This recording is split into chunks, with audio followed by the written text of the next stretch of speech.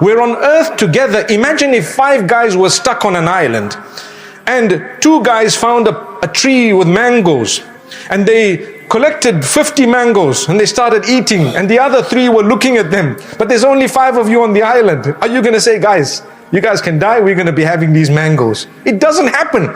Because there's only 5 of you and so many mangoes, it's only correct for you to say, let's share. Subhanallah. Do you see what I'm saying? We need to survive together. This earth, we were all placed on it.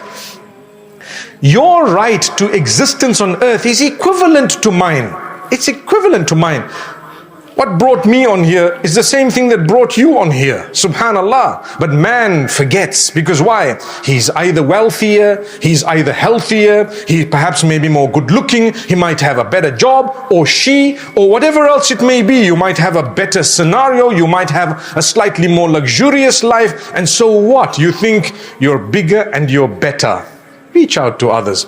Had it not been for the poor, you would never have been able to give a charity.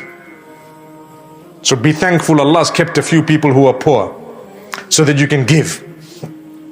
As a Muslim, you should get a kick out of giving. You know what that means? Sorry, no. As a Muslim, you should be excited about giving. I didn't realize I'm in the UK. Kick means something else. But as a Muslim, you should be happy, you should be excited. Something should move you to a certain level of joy to say, you know what, I gave. Alhamdulillah, I'm happy. I had £1,000, I've given away £50, £100, done. I'm so happy. MashaAllah, I helped someone who didn't have. There are some who do that. Some who give more than they are supposed to give. In terms of compulsory giving, you know, the zakat is a small percentage. What have you given more than zakat? Zakat was always Allah's. It belonged to Him in the first place. If you gave it, it's okay. You get a reward for fulfilling it. But do you want to give more? Give more. How much more are you going to give? That's from you now. May Allah open our doors. So that's what fasting should do to you.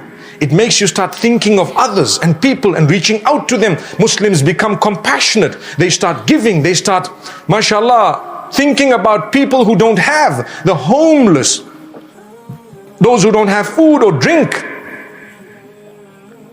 And then the Prophet Muhammad, peace be upon him, speaks about the reward of being the one who gave the food to the one who's trying to open his fast at the end of the day. If you have given that person something to open their fast with at the time of sunset, you get a reward of their fast. Hence, people go around telling people, will you open your fast with us? Will you open your fast with us? Usually the term used is to break your fast, but I want to use the term open fast because we don't want to break it. We want to keep it intact, right? We say open the fast. So will we open the fast together? And mashallah, we're happy because we get the reward of it. But I tell you what, at the same time, taqwa and that consciousness of Allah, that relationship with Allah should make you care for the person.